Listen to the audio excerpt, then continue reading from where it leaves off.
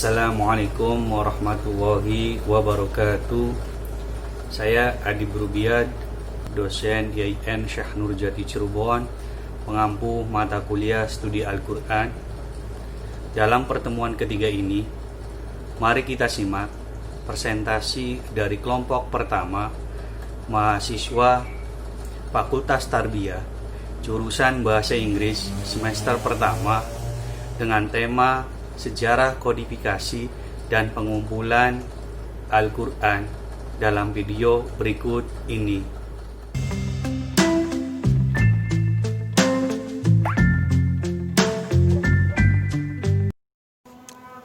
Assalamualaikum warahmatullahi wabarakatuh.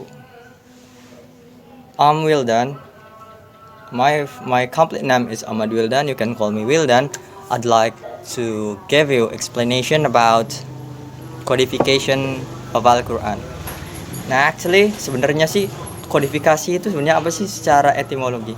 Kodifikasi artinya penyatuan lah ya. Penyatuan tiap bab Al-Quran dijadikan menjadi satu kesatuan. Nah, seperti itu kodifikasi Al-Quran secara singkat dari pengertiannya. Nah, terusan Al-Quran itu sebenarnya kapan sih dijadiin jadi satu kesatuan gitu? Pertama kita harus tahu dulu yang namanya ada 3 tahap dari penyatuan Al-Quran. Nah, pertama dari tahap pertama itu terjadi pada zamannya Rasul. Nah, yang kedua itu terjadi pada zamannya Abu Bakar. Ketiga terjadi pada zamannya Utsman bin Affan. Nah, pada zamannya Rasul ada tahap pertama itu sebenarnya pada masa itu tuh banyak banget penghafal Al-Quran yang mana saat Nabi Muhammad SAW menyampaikan langsung dalil Al-Quran, mereka langsung mengingatnya ataupun menulisnya di pelepah kurma ataupun tulang belikat atau kulit unta ataupun batu cadas. Nah, pada masa itu aslinya banyak. Nah, banyak banget. Tapi ada suatu kejadian yang mana sangat tragis ya, yaitu terjadinya sebuah pembantaian yang terjadi pada penghafal Al-Quran. Sekitar 70 orang died. Nah, nanti akan dijelaskan oleh kawan saya setelah saya ini. Mungkin kita akan lebih tahu lebih dalam setelah mendengar penjelasan mereka. Nah, terusan dari tahap kedua yaitu pada tahap Abu Bakar. Pada tahap Abu Bakar itu pertama beliau takut yang namanya penghafal Al-Quran kan pada masa itu kan ada perang Yamah. Nah, begitu banyak penghafal Al-Quran yang gugur pada saat itu. Pertama, kedua, gara-gara beliau takut yang namanya ini loh, Al-Quran ini tercecer gitu kemana-mana, sehingga beliau kumpulkan pada satu tempat hingga tidak tercecer ataupun tak terurus. Nah, terusan tahap ketiga itu adalah tahap dari Utsman bin Affan. Nah, Utsman bin Affan itu murni karena ingin menyatukan Al-Quran supaya tidak diversikan atau tidak diduakan atau misalkan kayak Al-Quran 2.0 dan nah itu Al-Quran murni 1.0 yaitu beliau membuat sebuah mushaf Utsmani, yaitu mushaf beliau sendiri itu kan. Nah, terusan sebenarnya beliau juga pada masa itu kan emang benar-benar murni ya. Perbedaannya dari Abu Bakar dan Utsman jelas kan. Pertama, kekhawatiran penghafal Al-Quran dan juga takut tercecer ataupun tak terurus pada zamannya Abu Bakar. Nah, pada zamannya Utsman itu murni gara-gara ingin menyatukan Al-Quran menjadi satu kesatuan, dan beliau menyuruh untuk membakar semua mushaf yang ada pada masa itu. Misalkan ada mushaf A langsung dibakar. Intinya hanya ada satu mushaf pada masa itu, yaitu mushaf Utsmani. Seperti itu kawan-kawanku sekalian. Oke, terima kasih. Mungkin kalian bisa mendengarkan sebuah penjelasan yang lebih luar biasa lagi setelah saya. Thank you. Assalamualaikum warahmatullahi wabarakatuh. Halo, saya Lisa Damayanti. Saya akan menjelaskan tentang sejarah masa penulisan pada zaman Nabi Muhammad SAW. Sebelumnya, tahukah kalian bahwa Al-Quran diturunkan pada Nabi yang ummi, yaitu tidak bisa baca dan tulis pada zamannya, sesuai Al-Quran Al-Jumu'ah ayat 2. Kemudian, sebelum adanya zaman penulisan, Nabi lebih fokus terhadap menghafal dan menghayati Al-Quran. Terus, apa sih upaya yang dilakukan Nabi? Yaitu, upaya sederhana yang dilakukan Nabi yaitu menghafal, kemudian menyampaikan kepada para sahabat, hingga para sahabat menghafal sesuai apa yang disampaikan Nabi. Kemudian di samping itu, adalah sahabat yang terkemuka akan hafalannya sesuai hadis riwayat Bukhari, yaitu Ibnu Mas'ud, Salim bin Mu'akil, Maula Abu Huzaifah, Mu'az bin Jabal, Ubay bin Ka'ab, Zaid bin Sabit, dan Abu Zaid bin Sukun dan Abu Darba. Hingga kemudian turunnya Quran Surat Al-Alaq ayat 1-5, yaitu perintah membaca dan menulis. Wah, dimulailah masa penulisan ini. Nabi menyeleksi orang-orang yang pandai baca tulis di Mekah. Berikut nama sahabat-sahabat yang didaulat Nabi.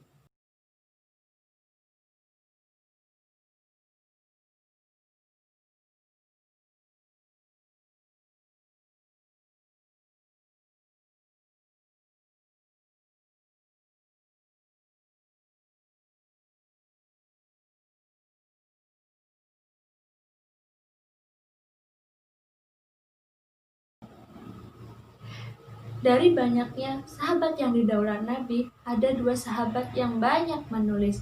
Yang pertama, Sa'id bin Sabit, kemudian Muawiyah. Nah, kemudian tulisan-tulisan Al-Quran pada masa Nabi tidak terkumpul dalam satu mushaf, sebab saat itu Rasulullah masih menunggu turunnya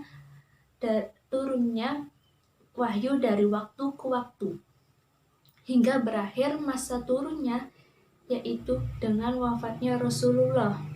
Tetapi Allah mengihalkan penulisan mushaf secara lengkap kepada para Khulafaur Rasyidin sesuai dengan janji yang benar kepada umat ini tentang jaminan pemeliharaannya, dan hal ini terjadi pertama kalinya pada masa Abu Bakar.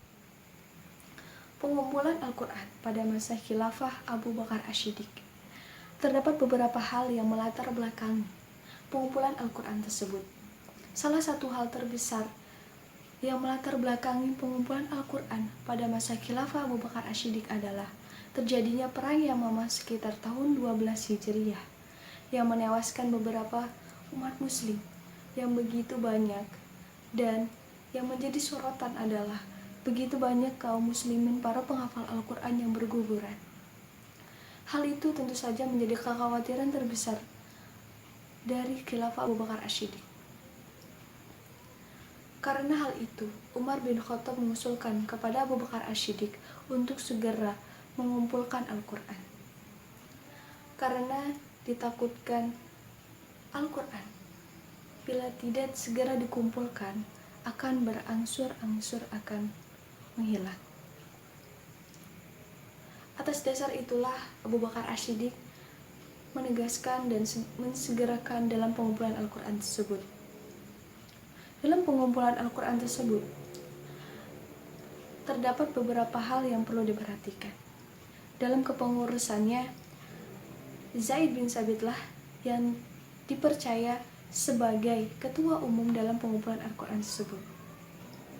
Karena Zaid bin Sabit dirasa orang yang paling pantas dalam pengumpulan Al-Quran tersebut untuk mengkoordinir semuanya. Karena Zaid bin Sabit dirasa memiliki 4 hal yang pantas pada diri. Yang pertama, Zaid bin Sabit adalah seorang penghafal Al-Quran. Yang kedua adalah Zaid bin Sabit termasuk sahabat Nabi Rasulullah SAW. Yang ketiga adalah Zaid bin Sabit adalah orang atau sahabat Nabi yang terakhir menghatamkan Al-Quran, menghatamkan Al-Quran 30 juz kepada Nabi secara langsung sebelum Nabi wafat. Yang keempat adalah Zaid bin Sabit adalah sahabat Nabi yang memiliki kecerdasan dan akhlak yang mulia. Karena hal itulah Zaid bin Sabit dirasa paling pantas untuk menjadi ketua dalam pengumpulan Al-Quran tersebut. Tentu saja dalam pengumpulan Al-Quran tersebut terdapat beberapa prinsip yang melatar belakanginya. Terdapat 4 prinsip yang melatar belakangi dalam pengumpulan Al-Quran pada masa khilafah Abu Bakar As-Siddiq tersebut. Prinsip yang pertama adalah apa yang ditulis di hadapan Rasulullah. Yang kedua adalah apa yang dihafal oleh para sahabat. Prinsip yang ketiga adalah disetujui oleh 2 orang saksi. Dalam penulisan Al-Quran, kita tidak bisa sembarangan. Di situ terdapat 2 orang saksi yang mengharuskan untuk memberikan kesaksian dalam penulisan Al-Quran tersebut. Tentunya bukan orang yang sembarangan. Alasan yang keempat adalah dalam prinsip yang melatar belakangi pengumpulan Al-Quran tersebut adalah apa yang telah diterima oleh Rasulullah Shallallahu Alaihi Wasallam. Itulah beberapa hal yang melatar belakangi pengumpulan Al-Quran pada masa khilafah Abu Bakar As-Siddiq. Assalamualaikum warahmatullahi wabarakatuh. Perkenalkan, nama saya Azhar Septianto. Di sini saya akan mempresentasikan tentang materi pembukuan Al-Quran pada masa Khalifah Utsman bin Affan. Penyebaran Islam bertambah dan para penghafal Al-Quran pun tersebar di berbagai wilayah. Pada masa Nabi Muhammad SAW, keberadaan wahyu terpelihara dengan baik lewat hafalan para sahabat dan manuskrip. Setelah Nabi Muhammad SAW wafat, kepemimpinan umat Islam diteruskan oleh Khulafaur Rasyidin. Abu Bakar As-Siddiq terpilih menjadi khalifah pertama yang mendapat amanat memimpin umat Islam untuk menyebarkan agama Islam. Hingga setelah melewati periode kepemimpinan Abu Bakar As-Siddiq dan Umar bin Khattab, kepemimpinan umat Islam diamanatkan kepada Utsman bin Affan. Dia termasuk salah satu di antara sahabat yang menjadi penghafal Al-Quran umat Islam. Pada masa kepemimpinan Khalifah Utsman bin Affan, Islam hampir mengalami perpecahan akibat perbedaan bacaan dalam Al-Quran, sebab Al-Quran memang diturunkan pada 7 model dialek bahasa Arab. Ketika terjadi perang Armenia dan Azerbaijan dengan penduduk Irak, di antara orang yang ikut menyerbu kedua tempat itu ialah Hudzaifah bin Al-Yaman radhiyallahu an. Beliau banyak melihat perbedaan dalam cara-cara membaca Al-Quran. Sebagian bacaan itu bercampur dengan kesalahan, tetapi masing-masing mempertahankan dan berpegang pada bacaannya, serta menentang setiap orang yang menyalahi bacaannya, dan bahkan mereka saling mengkafirkan. Melihat kenyataan demikian, Hudzaifah segera menghadap ke Utsman dan melaporkan kepadanya apa yang telah dilihatnya. Utsman juga memberitahukan bahwa sebagian perbedaan itu akan terjadi pada orang-orang yang mengajarkan qiraat pada anak-anak. Para sahabat amat memprihatinkan kenyataan ini karena takut kalau perbedaan itu akan menimbulkan penyimpangan dan perubahan. Mereka bersepakat untuk menyalin lembaran-lembaran yang pertama yang ada pada Abu Bakar dan menyatukan umat Islam. Pada lembaran-lembaran itu dengan bacaan tetap pada satu huruf. Utsman bin Affan kemudian mengirimkan utusan kepada Hafsah untuk meminjamkan mushaf Abu Bakar radhiyallahu an yang ada padanya, dan Hafsah pun mengirimkan lembaran-lembaran itu kepadanya. Kemudian Utsman memanggil Zaid bin Sabit, Abdullah bin Az-Zubair, Zaid bin Asra, dan Abdurrahman bin Haris bin Iyas. Keempat orang terakhir ini adalah orang Quraisy, lalu memerintahkan mereka agar menyalin dan memperbanyak mushaf, serta memerintahkan pula agar apa yang diperselisihkan Zaid dengan ketiga orang Quraisy itu ditulis dalam bahasa Quraisy, karena Al-Quran turun dengan logat mereka. Setelah mereka selesai menyalinya menjadi beberapa mushaf, Utsman mengembalikan lembaran-lembaran asli itu kepada Hafsah. Kemudian Utsman mengirimkan salinan ke setiap wilayah dan memerintahkan agar semua Al-Quran dan mushaf lainnya dibakar. Dan ditahannya satu mushaf untuk di Madinah, yaitu mushafnya sendiri yang dikenal dengan nama mushaf Imam. Penamaan mushaf itu sesuai dengan apa yang terdapat dalam riwayat-riwayat di mana ia menyatakan, "Bersatulah wahai umat-umat Muhammad dan tulislah untuk semua orang satu imam." Dengan demikian, segala qiraat yang lain sudah dimusnahkan dan bekas-bekasnya juga sudah tiada. Kesimpulannya, di masa kekhalifahan Utsman bin Affan banyak terjadi perbedaan qiraat dalam Al-Quran, sehingga Khalifah Utsman memerintahkan untuk menyalin dan memperbanyak mushaf, serta mengirimkan salinan-salinan ke setiap wilayah dan memerintahkan agar semua Al-Quran atau mushaf sebelumnya dibakar. Seluruh mushaf Al-Quran yang beredar di seluruh dunia saat ini merupakan duplikat dari mushaf Al-Utsmani. Sekian presentasi materi dari saya. Terima kasih. Wassalamualaikum. Bismillahirrahmanirrahim. Assalamualaikum warahmatullahi wabarakatuh. Perkenalkan, nama saya Iva Fatimah dari kelompok studi Al-Quran kelompok 1. Saya akan melanjutkan presentasi tentang sejarah, kodifikasi, dan penulisan Al-Quran. Saya di sini akan menyampaikan submateri dari makalah kami, yaitu kaidah-kaidah penulisan Al-Quran. Dalam kaitannya dengan kaidah-kaidah penulisan Al-Quran, kita mengenal suatu fungsi dalam penulisan Al-Quran, yaitu untuk memfungsikan Al-Quran serta memahami isi serta kandungannya, diperlukan suatu ilmu yang merupakan pokok pembahasan dari subbab kali ini, yaitu ilmu rasem Al-Quran. Poin pertama, saya akan menjelaskan pengertian rasem Al-Quran. Rasem sendiri berasal dari kata rasama, yarsamu, rasma, yang berarti menggambar atau melukis.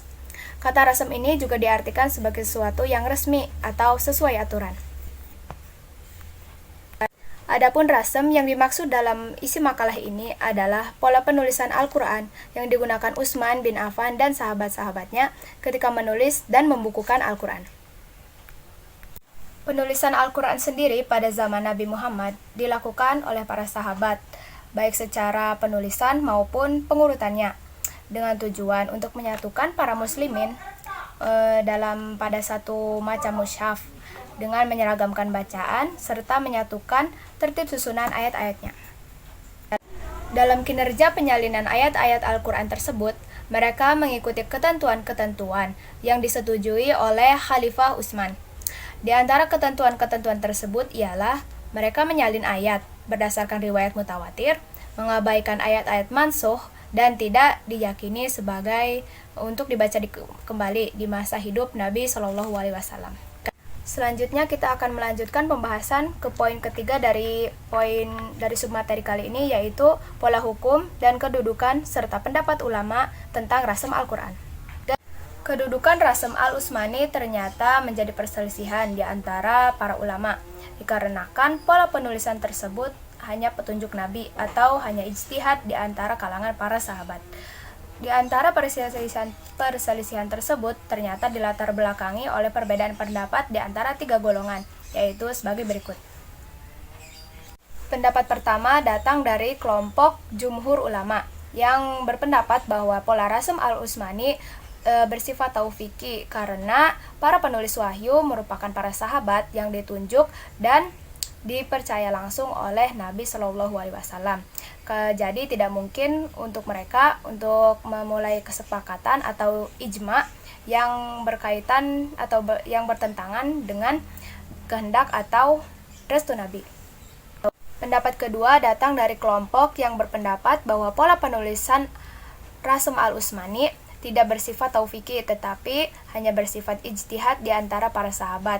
Hal itulah dasar bagi mereka untuk berpendapat bahwa tidak masalah jika Al-Quran ditulis dengan pola penulisan standar atau rasm imla'i, karena soal penulisan diserahkan kepada pembaca yang mana yang lebih mudah bagi mereka dan asalkan tidak mempengaruhi makna dari Al-Quran itu sendiri. Sehubungan dengan hal tersebut, mereka menyatakan pula bahwa sesungguhnya bentuk dan model penulisan itu tidak lain, hanyalah merupakan tanda atau simbol, karena segala bentuk serta model tulisan Al-Quran yang menunjukkan arah bacaan yang benar tentunya dapat dibenarkan. Pendapat yang terakhir atau yang ketiga datang dari kelompok yang mengatakan bahwa Al-Quran dengan penulisan rasm imla'i tetap dapat dibenarkan, namun diperuntukkan untuk orang awam. Bagi para ulama yang memahami Rasm Utsmani, mereka tetap wajib untuk mempertahankan keaslian rasm tersebut. Tampaknya pendapat yang ketiga inilah yang berupaya untuk mengkompromikan pendapat yang pertama dengan pendapat yang kedua yang saling bertentangan sebelumnya. Pendapat yang ketiga ini pula lebih terkesan moderat dan lebih sesuai dengan keadaan umat saat ini, dengan pengertian bahwa penting juga untuk kita untuk melestarikan Al-Quran dengan Rasm al-Utsmani untuk dipelihara sebagai sandar rujukan ketika dibutuhkan dalam keadaan tertentu. Istilah pertama yaitu kaidah buang atau al-haz. Yang berikut ini contoh dari kaidah buang atau al-haz.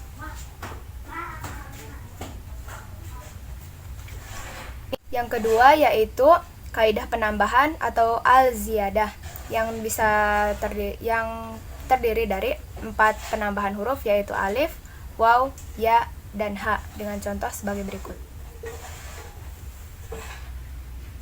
Yang ketiga yaitu kaidah hamzah atau al-hamzah. Disebutkan bahwa apabila hamzah berharokat atau berbaris sukun atau tanda mati, maka ditulis dengan huruf berharokat sebelumnya, kecuali pada beberapa keadaan. Adapun hamzah yang berharokat, maka jika berada di awal kata dan bersambung dengan hamzah tersebut, tambahan mutlak harus ditulis dengan alif dengan dalam keadaan berharokat, fathah atau kasroh. Dengan contoh sebagai berikut. Yang keempat yaitu kaidah penggantian al-badal dengan contoh sebagai berikut.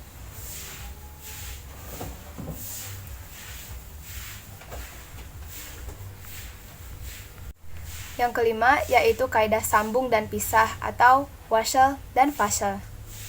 Yang wasl seperti kita tahu berarti menyambung. Di sini wasl dimaksudkan metode penyambungan kata yang mengakibatkan hilang atau dibuangnya huruf tertentu. Dengan contoh sebagai berikut.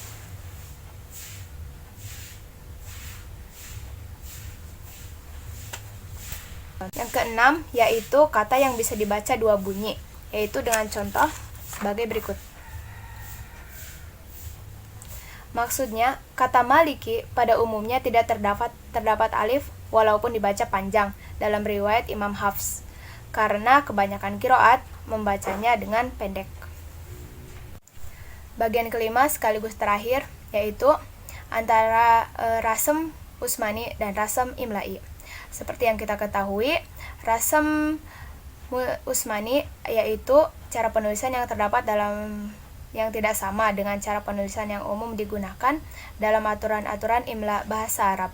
Karena itu, para ulama membagi metode penulisan huruf Arab menjadi dua jenis, yaitu rasam Usmani dan rasam imla'i.